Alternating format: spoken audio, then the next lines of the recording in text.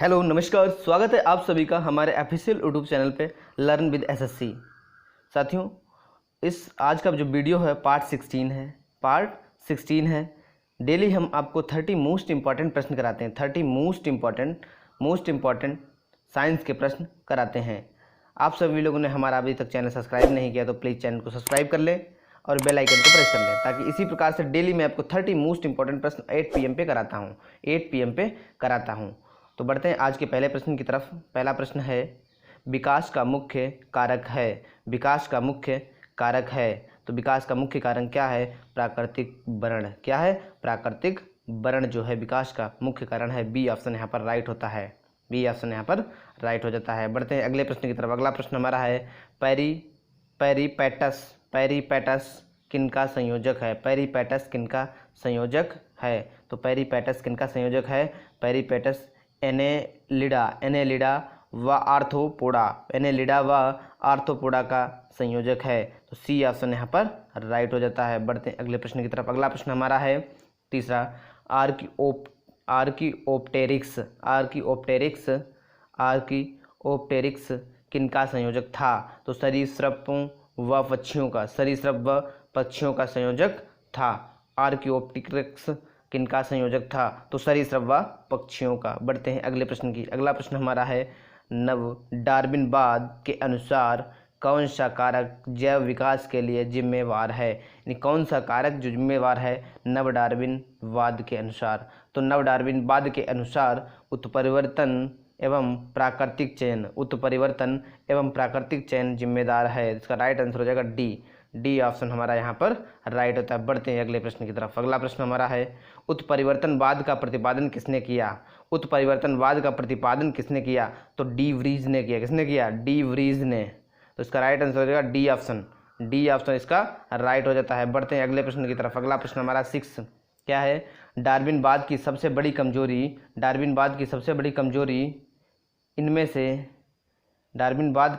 कमजोरी इनमें से किसकी व्याख्या की कमी थी? तो क्या इसका राइट आंसर हो जाएगा? इसका राइट आंसर हो जाएगा विभिन्नताएं। क्या हो जाएगा? विभिन्नताएं। बी ऑप्शन यहाँ पर राइट है। बढ़ते हैं अगले प्रश्न की तरफ। अगला प्रश्न हमारा 7 है, प्राकृतिक चयन के बारे में हमारी आधुनिक समझ के अनुसार योग्यतम सदस्य हैं वे जिनमें वातावरण के अनुसार अनुकूल की सबसे अधिक क्षमता होती है। सबसे अधिक क्षमता होती है। तो इसका राइट आंसर हो जाएगा ए इसका option is the right answer. बढ़ते हैं अगले प्रश्न के 8, जीवन संघर्ष और योग्यतम की उत्तरजीवित का संबंध है। तो डार्विनवाद से। किससे है? डार्विनवाद से। गाइस, डार्विनवाद से बहुत ही फेमस क्वेश्चन है, बहुत ही इंपॉर्टेंट क्वेश्चन है, कई बार पूछा जा चुका है एसएससी में। हाँ, इसका राइट आंसर होगा डी राइट आंसर हो जाएगा। बढ़ते हैं अगले प्रश्न की तरफ। हम इस श्रृंखला में 30 क्वेश्चन कराते हैं आप सभी लोगों को। 30 मोस्ट इंपॉर्टेंट क्वेश्चन कराते हैं। तो बढ़ते हैं इस प्रश्न पे। क्या प्रश्न है? जीवों के आनुवंशिक विभिन्नताओं का मूल स्रोत होता है। गाइस, क्या होता है? जीवों के आनुवंशिक विभिन्नताओं के मूल स्रोत होता है। तो उत्परिवर्तन क्या होता है? उत्परिवर्तन होता है। इसका क्या राइट आंसर होगा? सी ऑप्शन इसका राइट हो जाएगा। बढ़ते हैं अगले प्रश्न की तरफ। अगला प्रश्न हमारा 10वां है, जैव विकास के संदर्भ में सांपों के अंगों का लोप होने का स्पष्ट किया जाता है।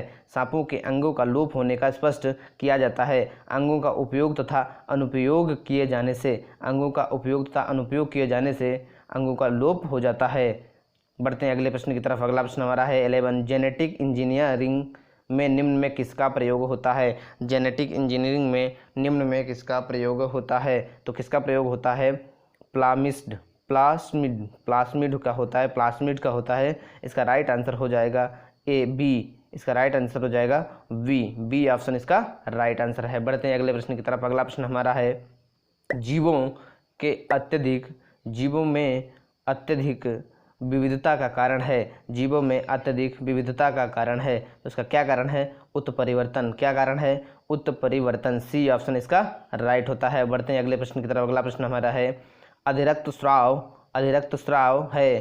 तो अधिरक्त स्राव क्या है? एक आनुवंशिक विकर अधिक रक्तस्राव है। इसका राइट आंसर हो जाएगा डी इसका राइट आंसर हो जाएगा, डी इसका राइट आंसर हो जाएगा। बढ़ते हैं अगले प्रश्न की तरफ। जीन के भीतर अनुक्रम आधार परिवर्तन कहलाता है। जीन के भीतर अनुक्रम आधार परिवर्तन कहलाता है, तो इसका राइट आंसर हो जाएगा सी उत्परिवर्तन। क्या हो जाएगा? सी उत्परिवर्तन। बढ़ते हैं अगले प्रश्न की तरफ। अगला प्रश्न हमारा है, ल्यूकेमिया एक प्रकार का कैंसर है। ल्यूकेमिया एक प्रकार का कैंसर है जिसमें असाधारण बढ़ोतरी होती है। किसकी असाधारण बढ़ोतरी होती है? श्वेत रक्त कोशिकाओं की संख्या में। श्वेत रक्त कोशिकाओं की संख्या में असाधारण बढ़ोतरी होती है। अगला प्रश्न हमारा है, मानव रक्तदान के लिए कौन सा रक्त समूह सर्वाधिक दाता होता है? कौन सा रक्त समूह सर्वाधिक दाता होता है? तो ओ जो है सर्वाधिक दाता होता है। ओ ए बी होता है सर्वग्राही। ओ को हम सर्वदाता कहते हैं। और वी ए बी को कहते हैं सर्वग्राही। क्या कहते हैं? सर्वग्राही कहते हैं। ए बी को हम सर्वग्राही कहते हैं।